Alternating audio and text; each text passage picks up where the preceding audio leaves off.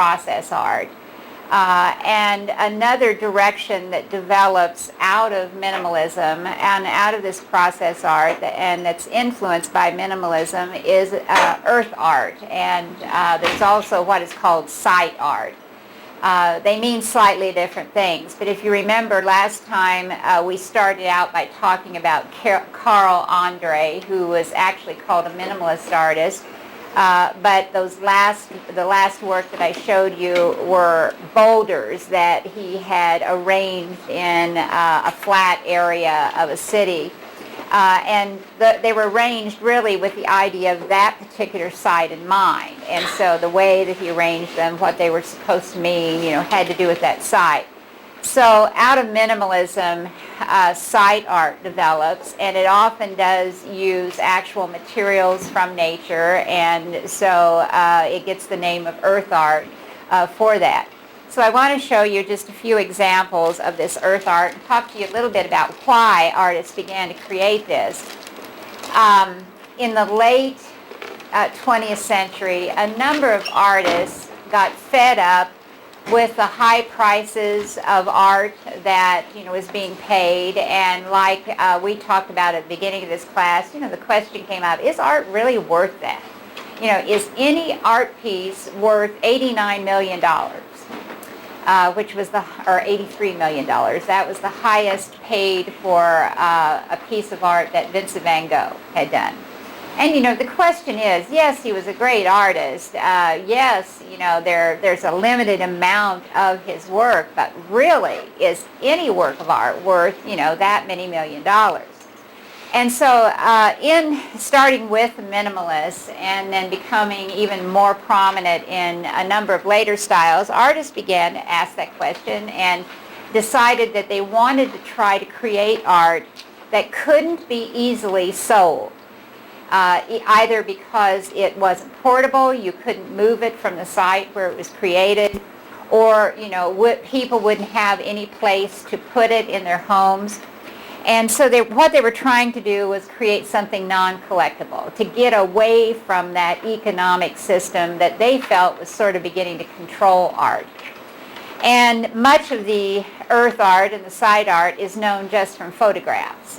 In many cases, it has disappeared because of changes of climate, and other changes that have taken place. And so, and this connects with the environmentalist movement. This begins to develop in the 70s, and that's when we begin to have a number of people that talk about having Earth Day and talk about, what's happening to our environment with the pollution and all the things that are happening.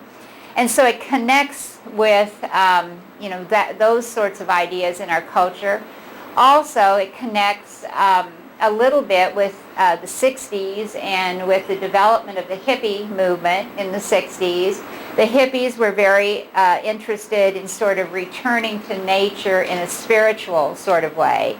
And so again, that was another element that sort of influenced these artists. One of the artists that began to create earth art is a man named Walter de Maria. And here you see one of his works that he created, and actually he began as a minimalist and then moved away from that. And this actually was shown in a gallery. It was first shown in Munich, Germany in a gallery, an art gallery, and then it was repeated in New York City in an art gallery. So it does still use that gallery system, or it still has that connection with the gallery. But it's not really something that you can pick up, pay money for, carry home, and put in your home. Because what he did was he took 2 feet of topsoil and filled the gallery rooms with it. They had to put a piece of plexiglass across this doorway in order to contain it, to hold it in. That translates into 1,766 cubic feet of dirt that he put into this. So he's classified an earth artist, and we could also call him a site artist, because any shape or form that the dirt takes, it takes that shape because of the particular site it's in. And if this were to be moved somewhere else, it's going to have a different shape. So it's very much connected to the site where it's shown. And it obviously is made out of actual soil, and so it uses the earth as the basis for the material. And it's pretty much non-collectible. The people that came to the gallery could have, if they'd been permitted, they could have taken handfuls of dirt home, little samples or something, but they're not going to get the whole art piece that he's created. And so this was sort of his tentative beginning at working with these ideas of the earth and trying to use the earth to represent some sort of art type object. And then he went on to working outside, again, and this is truly non-portable, non-collective sort of art. He did a number of pieces, such as the one that you're seeing here. This is called Lightning Field. It's found in New Mexico at a very obscure spot in New Mexico.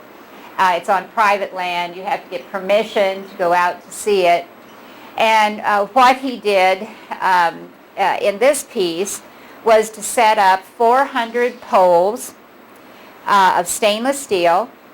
They're all very carefully separated from each other. They're 20 feet tall. And the idea is that, during a lightning storm, they're going to attract lightning, and the lightning is going to hit these. And so you do get some really spectacular effects that are all natural, that nature made. They're not something the artist makes. So again, he gets away from that idea about that skill is so important to an artist. This is all by chance, what the forms of the lightning are going to take when they hit these various poles. And it really begins to sort of move to a number of people have suggested that where art is moving, it's moving to a global sort of scale. Something that you can't see very easily from the ground, where you almost need to be above it in order to see it. And we have a local artist that you may have heard of, Stan Hurd, who does something like that, where he plants different plants in fields, grows the crops, and then carefully sculpts them, carefully cuts some of them down to make different kinds of forms. And again, they're not. You can get a small glimpse of what they're like, but really the best way you could get a glimpse of, or you could see them as a whole, would be up in the air and look down. And we've also had another artist named Christo, who wraps things. He started by wrapping, very small sorts of objects, similar to what Boys did that we looked at last time, who wrap things with felt. Christo usually uses some kind of vinyl or polyester kind of material, and he's wrapped things as large as the Reichstag in Germany, which is like the Parliament building in Germany. He's wrapped the entire thing in cloth. He began to create global sorts of art also by setting up umbrellas, very large umbrellas along the coastline in California, and then another set over in Japan. And again, it's almost in that case where you need to be up in a satellite somewhere in order to see the whole composition that he sets up. So art has sort of led to more global-sized art, and these earth artists were just some of the first ones to begin to experiment with that. Another very famous earth artist was Robert Smithson. And we've looked at this for sculpture when I talked about how artists have used natural materials to create sculpture. Smithson created this spiraling form that moves out into an area of the Great Salt Lake in Utah. The water had a reddish color to it from both a kind of algae that grew in the water because of the water being very stagnant and being polluted. So he wanted to call attention to the pollution by creating this, but it also gave him the opportunity of using the materials of the earth that were actually there and forming the spiral. He used caterpillars and dump trucks, regular machines that would be used in construction. And this is a good example of how impermanent this earth art is, because eventually the level of the water in the Great Salt Lake rose, And so this whole thing was completely covered. And so it disappeared. So again, it's non-collectible. We can't take it out of the lake. It's non-permanent. And so for many of these earth artists, documentation is the way they save things. Photographs are taken like we see here. And actually the figure that you see standing there is Robert Smithson that created this, to give you a sense of the scale of it. They use videos also, that they record the actual process of creating these things. Christo does that a lot with his wrapped images.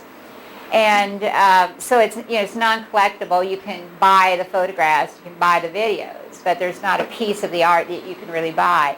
This is now reappearing because of the long drought that we've had.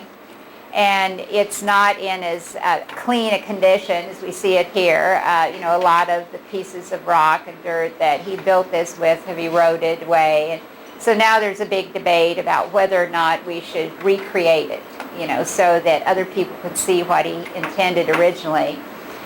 He's dead now, so, he can't do it. And so other people have suggested that somebody ought to do that.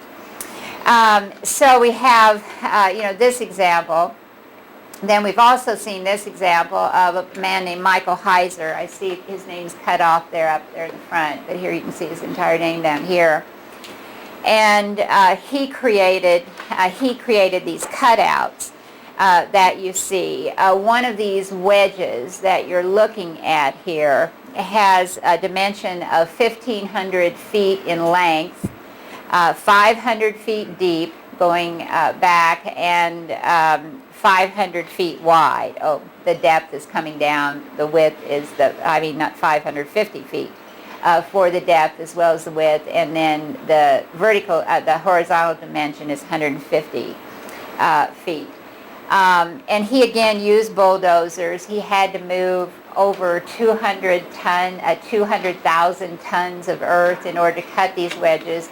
Again, the best way that you could see these would be from an airplane, because then you'd really get that sense of how this shape on this side reflects that shape on that side, and how he's sort of symbolically, connecting these two areas together.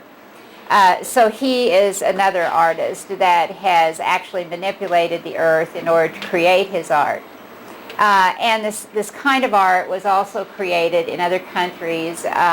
Richard Long is an artist from England, and you're seeing one of his art pieces. He has some pieces that are outside, that will change with time, that can't be collected, and he did a series of pieces where he simply walked along a path or a road in the landscape, and he would look for rocks or things along the side of the road, and if he found something he would pick it up. In other words, he'd displace it from where it was naturally, and he'd put it, like this rock was put out into the roadway, this rock here. And it was just to really say, to more or less say, I was here, I affected the environment in a certain way, and of course, it's impermanent. Someone else might come along and pick the rock up and throw it off the road, and it's, you could collect it, but you'd have to collect just individual pieces of rock, because it spans miles, so you can't really create the whole thing. He did also, however, create works that are in museums. He's done a number of these circles. This one's called Burgoyne Circle that you see here. And he takes boulders, pieces of boulders that, he finds a good spot in the environment where the people who own the land don't mind if he takes some of the rocks out of that area. And then he constructs these circles. The circles are supposed to remind us of the earth and of the sun. They're spiritual in a way, although he doesn't really define it in a specific way. He doesn't say, this is this religion and I believe this and that's why I made this. But he's really trying to remind us of the past, like the circles of Stonehenge, and there are several other circular forms that were created in the Neolithic period of time. And they always seem very mysterious to people. People always go to visit Stonehenge and try to figure out why did they do that? What was it supposed to be?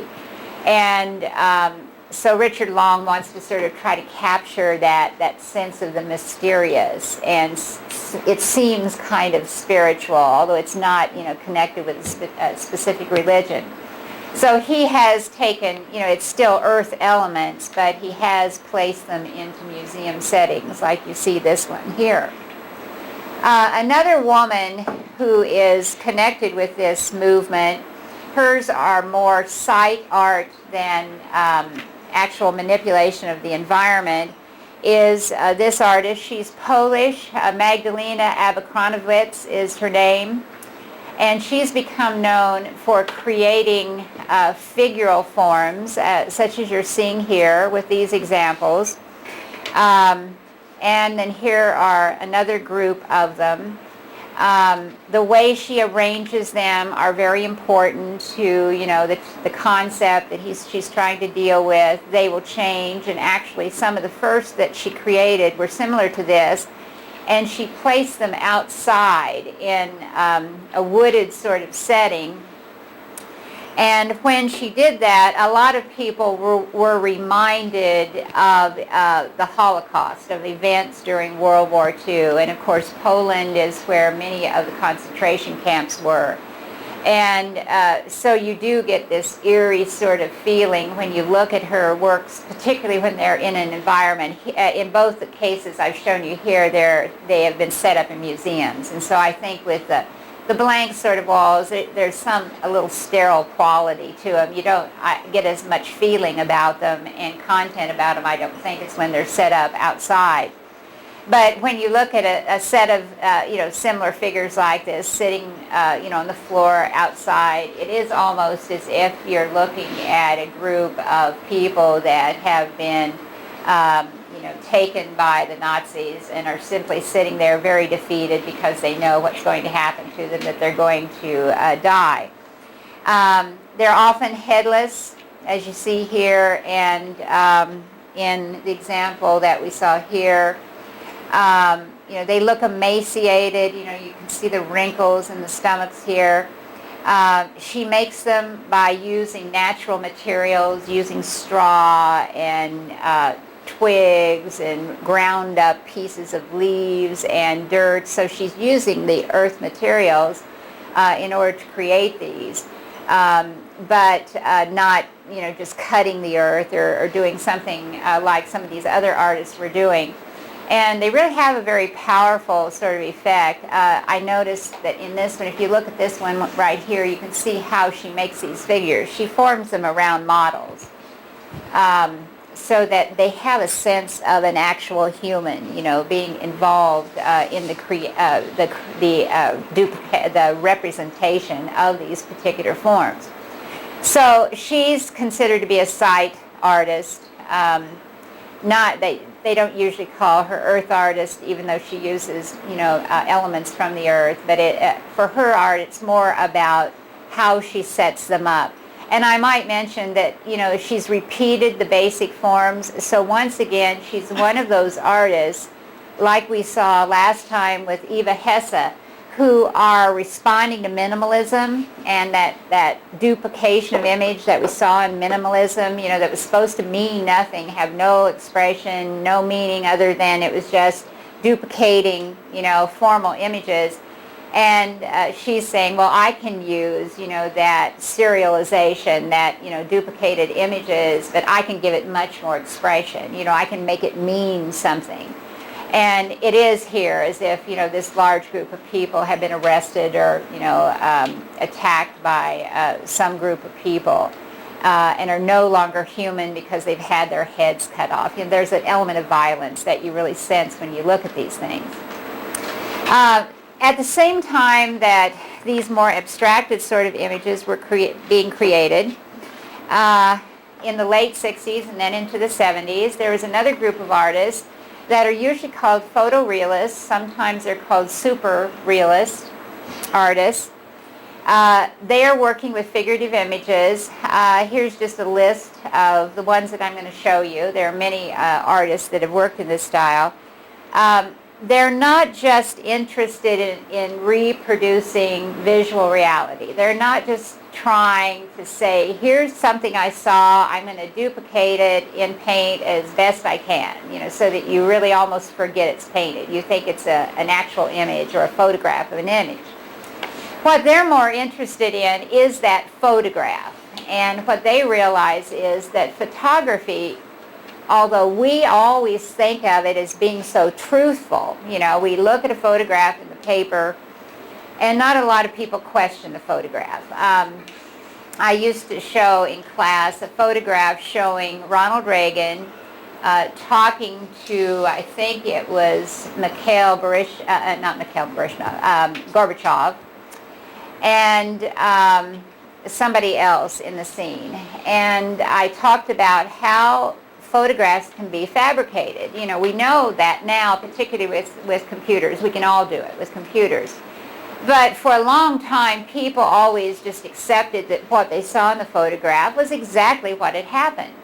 Well, this photograph that I used to use in class shows you people that had never been together, all three of them at the exact same time. They were made up of three separate photographs that were put together to make it look like this kind of event had taken place. So it was all a fiction. And it really points out how much we can be manipulated by the computer today and by photography. You have to be really careful of what you're looking at, and what you really have to analyze. What are they trying to convince me of? What are they trying to persuade me to believe when you see photography? And so these artists understood that photography could be distorted, it could be manipulated, and they wanted to try and capture the distortions that would occur. And so that's why they're called photorealists, because they're using the photograph as the basis for the kind of realism that they create. Richard Estes, they tend to specialize in one particular kind of image, similar to what the pop artists did, and the pop artists influenced these people because we have very realistic scenes, all the detail, as if we were really looking at this particular image that's been captured here of a Paris street. Or over here, this is a little darker, it's harder to see. This is the American Express office downtown in New York City. But we'll talk about this one mainly because it's lighter. We can see the things better. It's figurative, it's reproducing realism, and so it has that connection with pop art. But then, as I said, they want to really show some of the distortions that can take place. And it can be of various kinds. It can be that everything looks very crystal clear no matter how far back you go. And whereas if we were actually looking at a scene, things would be slightly blurred. We wouldn't see every detail way in the background. Another thing that happens in photography sometimes is that you can, by changing the lens opening and how long the lens stays open, you can make things look very sharp in the foreground, very blurry in the background. So in other words, they take all the different kind of distortions that are possible and that happen in photography, and they try to duplicate those within their works, such as we see here. They use paint, but there are also a few examples of sculpture that I'm going to show. But they were really interested in paint. By this time, airbrush was being used by a number of artists, and by using airbrush, you spray on the paint, and you don't see that evidence of brush strokes at all, and so they can get away from that very expressionistic kind of art that the abstract expressionists had created, and that again was part of what they were trying to do. They wanted their paintings to look as slick and smooth as we would see with the photograph. So he would work with images of streets and of the buildings on the streets. Ralph Goings is another one. He liked to duplicate vehicles. Here's an Airstream trailer that we're looking at. that has been airbrushed again to give us that really smooth, polished sort of effect of the airstream. He also liked to depict different kinds of fast food restaurants. He wanted to document sort of popular everyday imagery that we see all the time, and we don't really think about, it being an art thing. This is just something, this is just the McDonald's, or in this case, it's a Burger Chef, and I'm showing you it in black and white. I don't have a color slide of it, but it is in color. We go by them every day. We don't look at them and say, oh, art. But, what he was trying to do with his art was just document, the things that are ordinary things that we use and that we have around us in our culture. And to, again, do it so that it looks like a photograph. Audrey Flack, we've talked about at the beginning of class. She's also called a photorealist. And her direction is to make up these still lives, that have some other meaning, some deeper meaning to them. And we talked about way back in the first lectures about the fact that she seems to be talking about Marilyn Monroe and about how short life is, how time runs out very quickly, how beauty, ends very quickly is what she was talking about in her work. Another artist that works in photorealism is a man named Chuck Close, and what he specialized in were very large-scale images, portraits of his friends, mostly his friends. He usually didn't do anybody else, and he always said that he needed to really know these people so he knew, how they thought and what their personalities were like, and he tried to get some of that sense of personality into his works also. This one of Mark, one of his friends named Mark, is 9 foot by 7 foot. So these are very large images. And they actually are very good images of a concept that John Cage talked about. I mentioned him when we were talking about Neo-Dada. His ideas continue to influence later generations of artists, and he had talked about trying to unfocus people so that they had to sort of evaluate, what they're doing in life and what they're thinking about in life. And so these are very large, and Chuck Close always works in a very methodical manner, and depending on the period of time when he paints them, he does them in different ways. During one period of time, what he did was divide up these canvases in a grid-like pattern, divide up a photograph of the same person, that he's copying and enlarging here, and very carefully paint, each of those little squares of the graph, with whatever was in the photograph in that point. Well, what that does is that, you don't see it here in the slide, but it tends to make each part look sort of separate from the next part. It doesn't quite create a holistic kind of image like you're seeing here. It's almost like they're pixelated, is the way that they often look. And so the sense that you have when you're looking at these is, I need to back up, I need to back up, I need to back up until everything comes together and I see it as a unity. But you can never back up enough for them to do that. And so he sort of unfocuses us in that way, as John Cage had suggested that things ought to be unfocused. And then a couple of sculptors who have worked in the very same way, except that, of course, they're not entirely trying to duplicate photographic images because they're transferring, a flat two-dimensional image into a three-dimensional image, so it doesn't come out quite the same way, is a man named Dwayne Hansen. We have looked at an example of his work. I think maybe we saw this woman, or we saw another shopper, very similar. He likes to use ordinary individuals. He makes casts of their bodies. Then he casts them into polyresins and fiberglass to make their forms, dresses them, with actual clothing, and gives them all the other accessories or objects that they would have for whatever type of person that he's representing. Real shoes, for example. Often inserts individual pieces of hair or uses wigs, and wants them to look very realistic.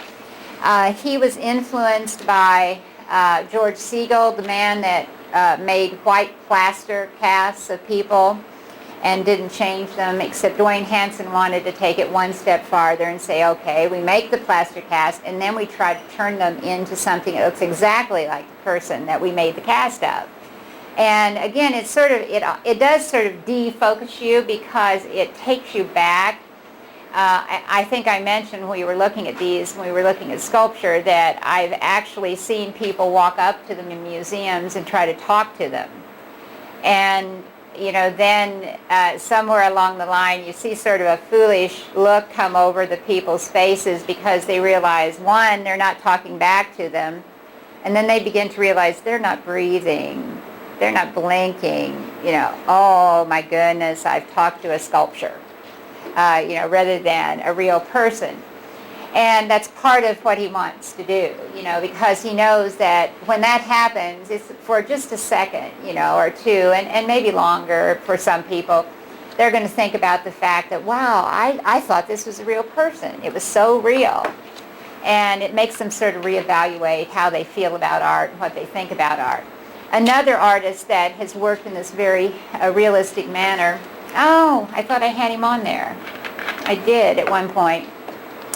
Is a man named John D'Andrea, and he works with nude figures. And of course, the idea, first of all, is that nude figures have been very popular in art ever since the Greeks. Nude figures of women and men have been made. And he says, so why can't I do the same? I'll make molds of these people, except I won't clothe them like Dwayne Hansen. I'll leave them nude.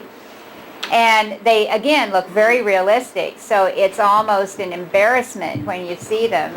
In Denver Museum one time, they had one of his works. They had this, he often uses sort of college-age people, and he had this young woman and young man lying down on the floor of the gallery, nude, and I watched this, probably an old man about in his 70s or 80s, come up to it, and he's standing there looking at this, and all of a sudden here comes his wife and grabs a hold of him and pulls him away from the sculpture. It was a little bit too real for her, apparently. This new interest in representation and realism that the pop artists started, and then, that these photorealists start, have led to other artists working in a variety of ways with figures of not just humans, but animals also. There was a style of art in the late 70s, the early 80s, called New Image Art. And it was sort of an expressionistic style. It was taking images of reality and depicting them, but not with every detail of realism, trying to get some emotion into them or some symbolism into them. Susan Rothenberg is an artist that began to work in that direction.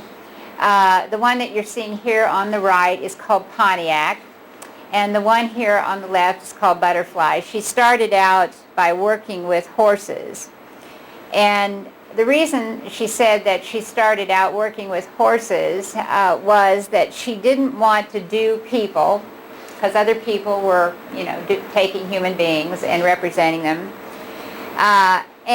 But she wanted to somehow imply that there were people, associated with whatever she was showing. And so to her, she thought about horses. Horses, she felt like were very primitive kinds of images. You see horses represented in cave art. So she thought it was a very old kind of image, and yet in, the 20th century, horses are usually associated with humans. So it sort of implied there was a human involved. And yet it was also like she was saying, this is something very traditional, has gone on all through the centuries, of artists painting horses. And then she went on to other kinds of images. she didn't want them just to be representational. So she did things like, throwing this this diagonal piece in, which almost looks like some kind of a bone, not really depicting the face, the eyes and the features of the face, particularly on this horse. Over here, she's tied the horse to the edges by these diagonal lines that seem to be crossing on either side. She wanted them to still be abstract, even when she was creating representation. And so this was her way of trying to sort of incorporate the two things into her work.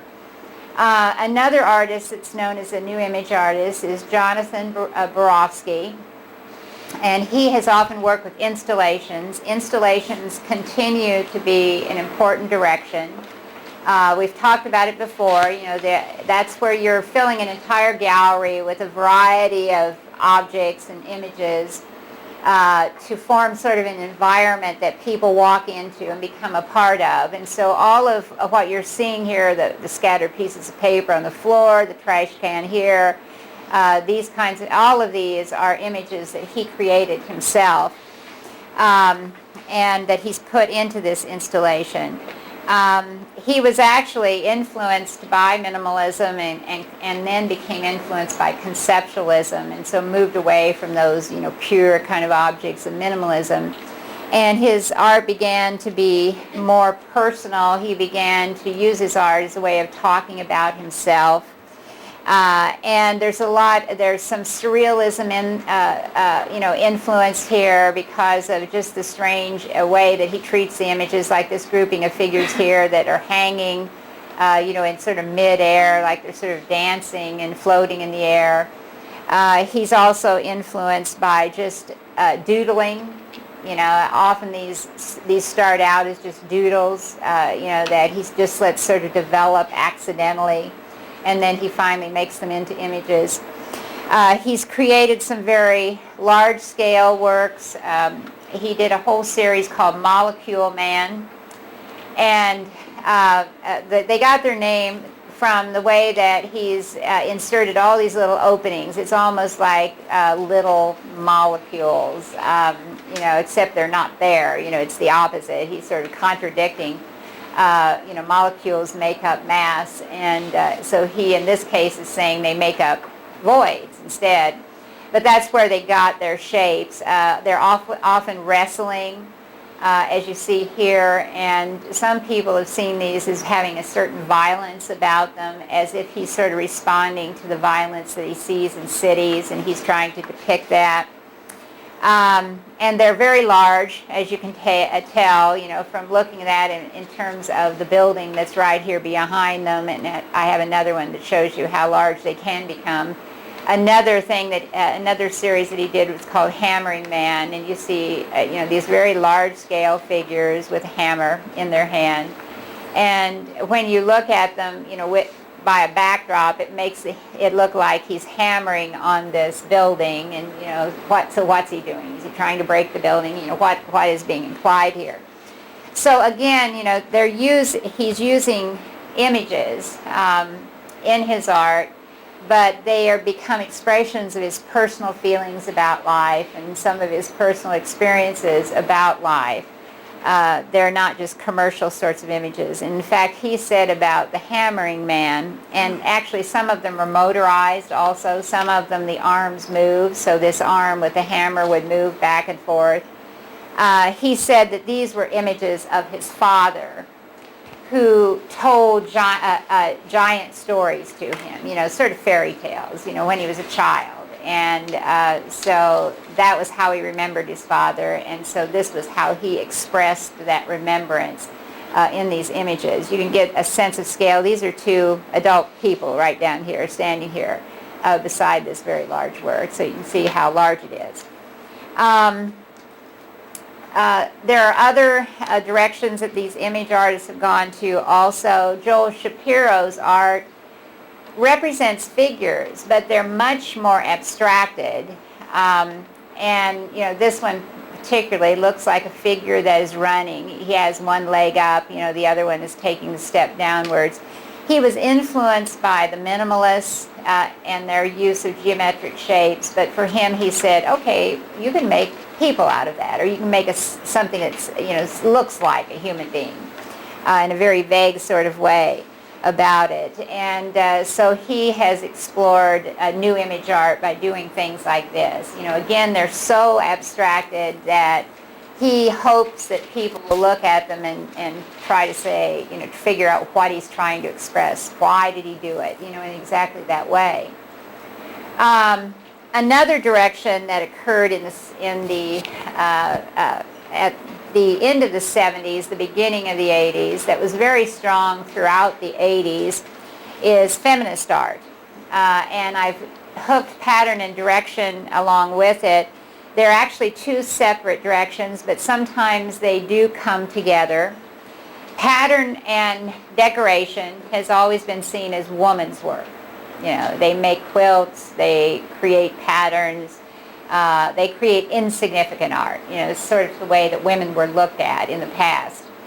And so the feminist artists at times have been very interested in working with this pattern and decoration and trying to show how it's not just some insignificant kind of art.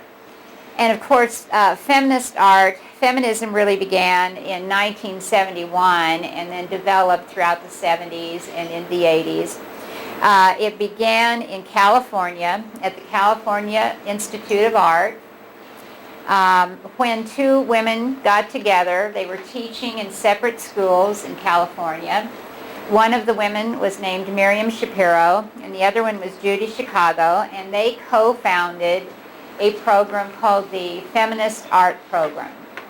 And so they began to take these ideas that were beginning to develop in feminism, and they began to apply them to art. How can we create an art that will express some of these same ideas that are being discussed, by feminist writers?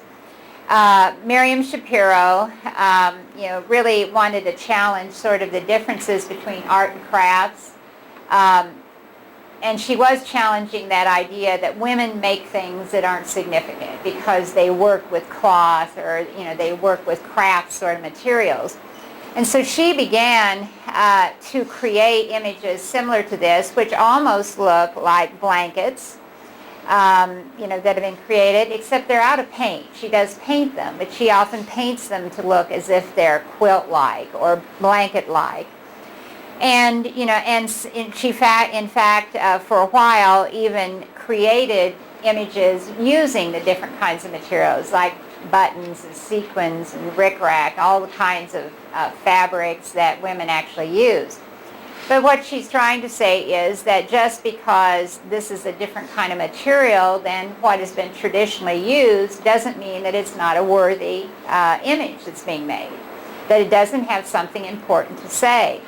And so she sort of worked out a pattern and decoration into feminist kinds of art that began to have more meaning. For example, this one, now this one is a painting that she divides up into these rectangular elements similar to what a quilt would look like, except they are painted, and then they're painted with images that have, some kind of deep meaning. In this particular one, called Lost and Found, she's talking about, she was Jewish, and she's talking about her Jewish heritage and about some of the things that have happened. Up here we have the candlestick that is associated with Judaism. This is the Ark of the Covenant with the Ten Commandments represented on it. This is a Jewish star. And, she knows that people will recognize this as a Jewish star because in World War II, Jews had to wear these on their clothing if they were in Nazi-occupied Europe to identify themselves as Jews. This is a photograph of Anne Frank. So she has taken, those ideas from woman's art of creating quilts that, in a way, had that kind of remembrance too, because the quilts were usually made of bits and scraps of cloth that was used to make their clothing, and then the woman would take them and make the quilts out of them. And so, she could look at a piece, or one of the children could look at a piece on the quilt and say, that's my shirt, or that's something you made for Grandma. And so there is that remembrance attached, and she saw that as important, very significant. And she felt like it doesn't matter that it's made out of cloth and that it's something to be used as a blanket, have a function. It still has importance to it. So she began to paint images like this that resembled quilts, and to really make that point that they're important even if they are quilts or made out of other materials. Judy Chicago was the other artist that worked with Miriam Schapiro for a while in California, and was part of creating this movement, feminist art movement. And this is probably her most famous work that you see here. This is called The Dinner Party. It is a triangular shape, which is a very old symbol. It goes all the way back to the Paleolithic period of time, the Old Stone Age period of time when the first art objects were being created. The triangle at that time was a symbol for female, for anything feminine. It was a symbol for female anatomy. And so it carried down having that symbolism, and Judy Chicago sort of revived it and said, I'm making something that's about women and about how important women have been, so I want to use this basic symbol for women that had started in the Paleolithic period. And then what she placed around here, and also on the bottom, you see various names that are printed here on the bottom, the base of it. There are 999 women, historical women of the past that were important in one way or another, whose names are inscribed on it, and some of them have larger they're sort of like place settings, like, if you were at a dinner party, you would have all your utensils and your dishes set up. And she meant each side has 13 of these, so she meant that to be a reference to the Last Supper. At the Last Supper, there's Jesus and the 12 apostles, so there's 13. And so it's as if she's saying, these women are as important as Jesus and as the apostles, and yet they've never been given much credit. And so the one that you're seeing right here that I'm showing you, this one is about Virginia Woolf. The images of the plates are often very organic kinds of shapes that really, again, make references to women and women's anatomy, because she wanted them very feminine in appearance. And each of these were made by separate artists. She invited other artists and even non-artists to contribute to the visual images here that you see. So these are not all her own creation. They're creations that she has placed together, put together. I have another example to show you. This is one created for Emily Dickinson. And so again, it was a way of calling people's attention to the fact that there have been these many important women in the past that, because they were women, never received maybe as much credit as contemporary men at the time. And while we might have enjoyed their work, their work was just never considered as significant. Men were more important. I just had a presentation this morning by a graduate student who talked about a female artist from the Renaissance period, and there was a quote that she read by another person about her. And in this quote, and it was a man that was making this quote, he was talking about how women's places were in the home. They were supposed to protect all the things that the man went out and earned a living and bought for them, and the idea that the man was being very kind and nice to his wife, that she didn't have the stamina and the strength to work hard and to deal with the stress of everyday life like a man did. And that was just sort of the attitude, towards women for very long. And so Judy Chicago and Miriam Schapiro started this trend of really looking at women and how they have been treated in the past. In the late 80s and the 90s, a lot of other directions, from the 70s onwards, this has been a very pluralistic period. Many different styles. There's no one dominant style. There's no one direction for art. And that's continued into, the 21st century here. It's still going on today. And so there are many different things that have influenced in many different directions. One direction has been what's called appropriation. And what that means is adopting something, some art of the past, doing something to it to make it different or make it new, but you can always recognize what they were using from the past. And I'll show you an example of that in a minute. Then deconstruction is saying there are no rules for art, and any rule that I see at art, I'm going to try and break. And in architecture, for example, I showed you a work by a man named Frank Gehry where I talked about how he had all these sort of strange shapes made out of different materials. They didn't seem to go together. It almost looked like the building was exploding.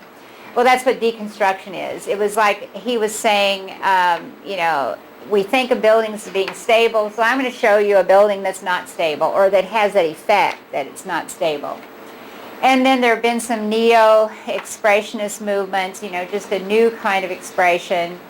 And there's another style I'm going to show you very briefly. It's called Neo-Geo, and it's some of it's very abstract. It's very much based upon geometric shapes. So let's start by, and here are just some of the artists we're going to look at. Let's start with appropriation art. And one of the artists that works in that is a man named, or a woman named Pat Steer. And what she has done is to suggest or to say, you can work in any style you want. We have all these styles of the past. So why create something new? Just take all the styles of the past. And so what she does with her canvases is she divides them up into small squares.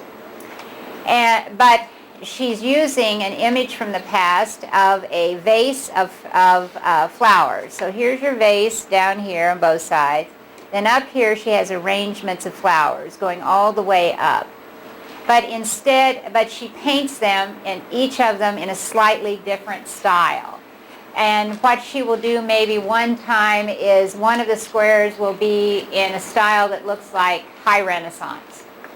And another one may look like pop art. And another one may look like minimalism. Or she just takes all these different styles from the past and duplicates them very well, but makes them just a small part of the image. And so again, I think it has a connection with quilting because it's always a grid-like pattern. It also makes a reference back to Cubism, which also treated things in a grid-like pattern.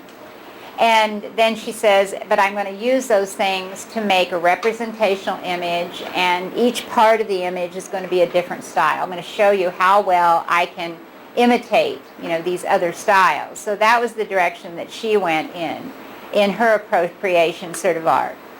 And then this is a photographer, Barbara Kruger, who also appropriates images. She also has a feminist side to her because many of her works are about women and about attitudes towards women. And so what she did here with this was she took a photograph of Cindy Crawford, who is a very famous model in the 70s and the 80s. This is her face. She, divided it in half. We see this side of her face as we would see it in an advertisement or in a fashion magazine. And then she, made a negative of the image to put on this side. And then it's as if she actually, printed these. They're not collaged on. She actually printed this all as one photograph, but she took words from other sources and added them on top of Cindy Crawford's image. And then once she composed this whole thing, then she printed copies of the photographs. And the message, often when she presents women, is some feminist sort of message. Your body is a battleground, meaning, that both for the women themselves, they're constantly trying to figure out who are we. We're supposed to be a mother. We're supposed to be now an independent woman and have a job. We have all these different things that we have to do. It's like we're fighting ourselves. And then it also refers to some of the social pressures, that they have to fight as well. So that's how she used appropriation. She combined it with feminism. Other artists have just simply duplicated, what they have seen other artists do. This image is a very famous image. It's a photograph that was made by Walker Evans, and he was one of the artists hired during the 1930s to take photographs of what was happening in the United States in the Depression. And along with the Depression, we also had the Dust Bowl here in the center part of the United States. And so he, as well as a number of other artists, photographed people, just and with the desperation and all the emotion on their face of their difficult life they were living. And so what Sherry Levine did is simply duplicate those photographs in paint. So in a way, she's influenced by photorealists. She doesn't change a thing about the image. This is exactly the way it would look if we saw the photograph. And so the question has been in a lot of artists' minds, do we call her an artist? Is she really an artist? Well, it does take skill, but again, remember, people are saying, oh, skill's not important. It does take skill to be able to reproduce this in paint and make it look as much like the photograph as it does. And this, I could show you the photograph and you probably would be able to tell the difference as to which one's painted, which one isn't. But it has caused people, to debate. A lot of artists think, oh, this is not an artist. This is just someone that's not doing anything more than photocopying almost, images that some other artist came up with. She's also taken other objects such as this. This is a reference to Marcel Duchamp and one of his ready-mades. He made a ready-made which he titled The Fountain. And while he was in the United States, he was on a jury for an exhibit that was going to take place. And when the people had sent out the invitations to this exhibit, they had told all the artists, we'll accept anything. We are not going to make a judgment about your art. We'll let you submit anything. And so Duchamp thought to himself, I'll bet you there are things they wouldn't accept. So he found a urinal. Male urinal made out of porcelain, just like you would see in a restroom, turned it on its side, signed it R. Mutt, and presented it to this jury. He didn't want them to know it was his. This was supposed to be an anonymous artist that had submitted this. Well, what happened, he knew was going to happen. They rejected it. Well, this isn't art. Well, so what Levine has done is she is saying, well, I'm going to recreate that fountain image that's so famous from Marcel Duchamp, but in order to make you understand this is my art and it's not his, I'm not going to make it out of porcelain. I'm going to make it out of bronze, and I'm going to, polish it up, very shiny, and so that's why it is, as you see it here, and it's not, just a porcelain urinal. So she has changed it a little bit. In that way, but she's really caused a lot of problems for people. Then another direction in the 80s and the 90s has been neo-expressionism, a new kind of expressionism. And it began in several different areas. It began in Europe first, in Germany and Italy. Americans then adopted it too and have used it. And by its name, it tells you exactly what they're trying to do. They're looking back to the past. They're reacting against minimalism. They're looking at minimalism and saying, that is so boring, just to have 10 of the same thing, all in a row with, no color, perfect geometric shapes. Where's the expression? Where's the emotion? And so they're trying to put emotion back in. They're also, responding to earlier expressionistic styles that we saw, such as German expressionism. And that was particularly an important influence on the German artists that developed in this new style of Germany. And actually in Germany it started in the late 60s and then continued into the 80s and the 90s.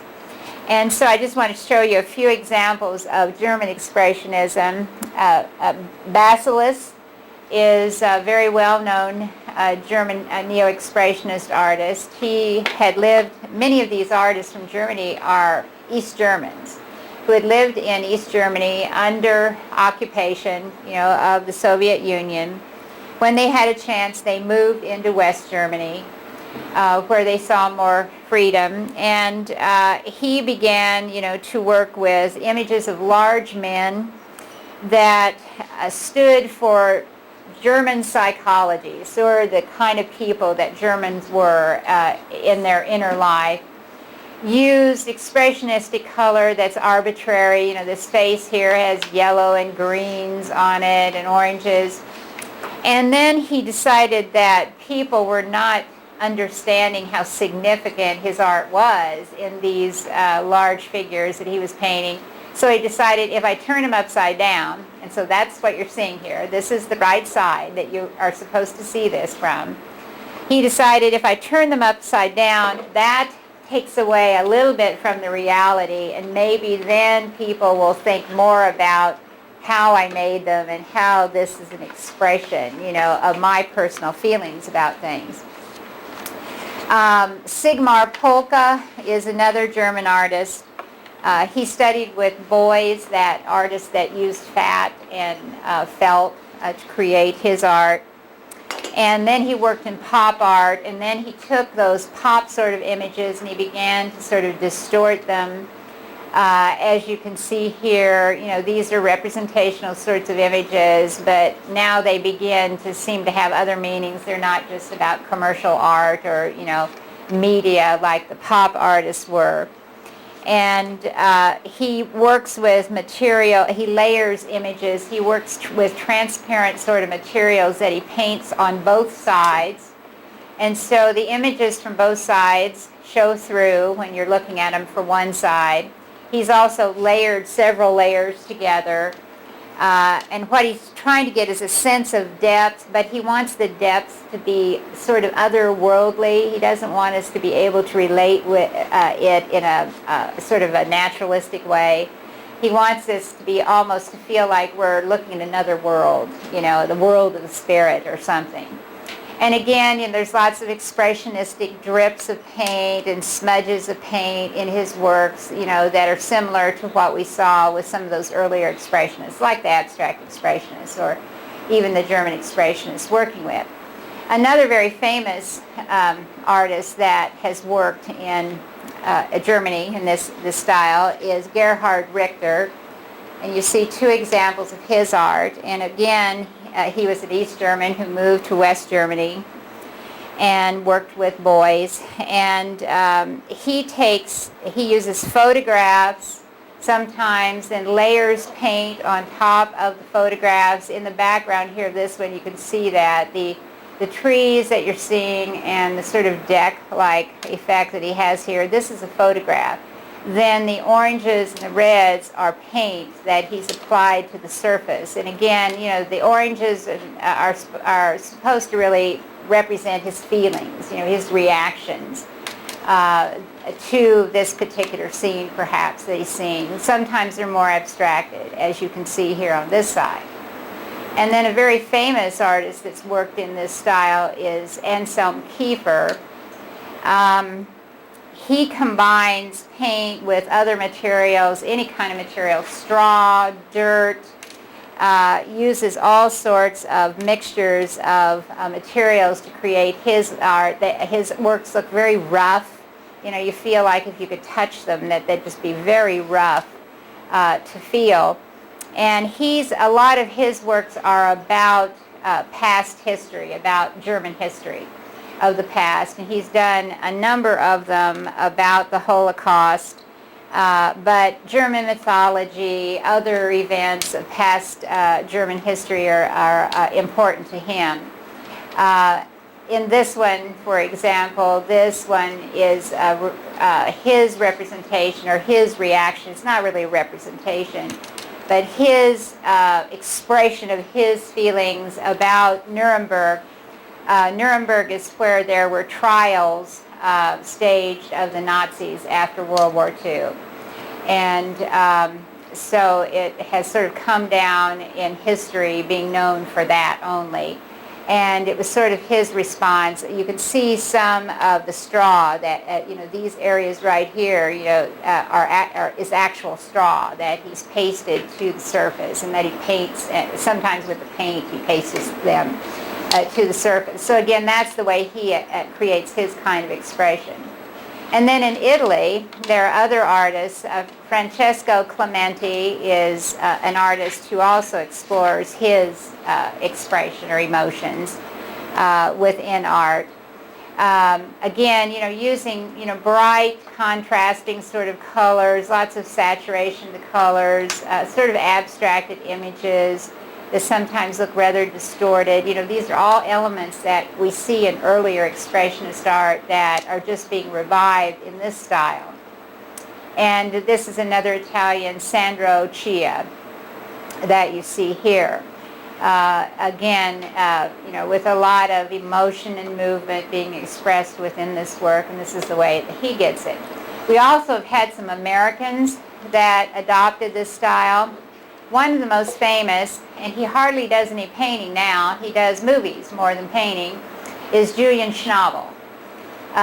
Julian Schnabel started out as a painter, a neo-expressionist painter, and like Kiefer, he wanted to use any kind of material on his surfaces, and so at one point in his life, he would use actual pieces of china, break them up, apply them to the surface, and that's what you're seeing here. So again, if you looked at his surfaces, they're very rough, and they caused a lot of controversy because people looked at him, china, he's broken pieces of china and stuck it onto his composition. How is that art? What does that mean? It was just a way for him to get more texture into his surface and to make, to create expressive distortions in his work. He then moved on into movies, and that's primarily what he's known for today. He's made several movies. And I'll show you in a minute an artist that he really started out with movies when he made a movie of this one artist's work. So he is an example of an American expressionist, or a neo-expressionist. And then another artist working at about the same time as Schnabel is David Salih. And he's interesting just to me because he came from Norman, Oklahoma. And he first went to college at Wichita State University. He only stayed there for about a year. I'm not even sure if he stayed a whole year. And then he transferred to college in California. And then he eventually went to New York City and became a part of this neo-expressionist circle.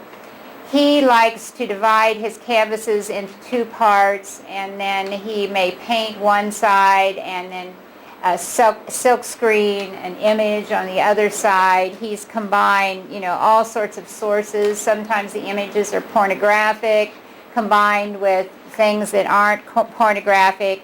He's used pop culture, he's used art history, he's used lots of different sources for creating his kind of neo-expressionism. Eric Fitchell is another one. He likes to explore the mores and morals of society, and to point out how often we inhibit them, or we are exposed to them, and yet we, when we're talking to somebody else about them, oh, they're terrible, but actually we participated in them. I didn't bring it in. The first famous work that he shocked people with was a work named Sleepwalker. And it shows a teenage boy standing in a kiddie swimming pool, one of those little blue, plastic swimming pools, masturbating. And so, he likes to take, things that our society doesn't always want to talk about and expose them and say, okay, let's deal with those. And so, again, like this one over here, this one's called Bad Boy. I think you can see why he's calling it that. This one's called The Old Man's Boat. He really likes to work with nudes. Again, he has said to himself, nudes have always been an art. Why is it now, because we're such, Puritans or prudes, that we don't like to look at nudes? Well, of course, the way that he creates nudes, they are kind of shocking, and he wants to. He's trying to shock. Then there's What's Graffiti, and this is Keith Haring, but I wanted to just get to Basquiat. Basquiat is the first film that Julian Schnabel made, and it was fairly successful about this artist's life, and so he turned from painting to doing more film, and he's still working in film today. Well, okay, with that we're going to stop, and next week I'm going to talk about a couple of topics in art rather than going on with this history.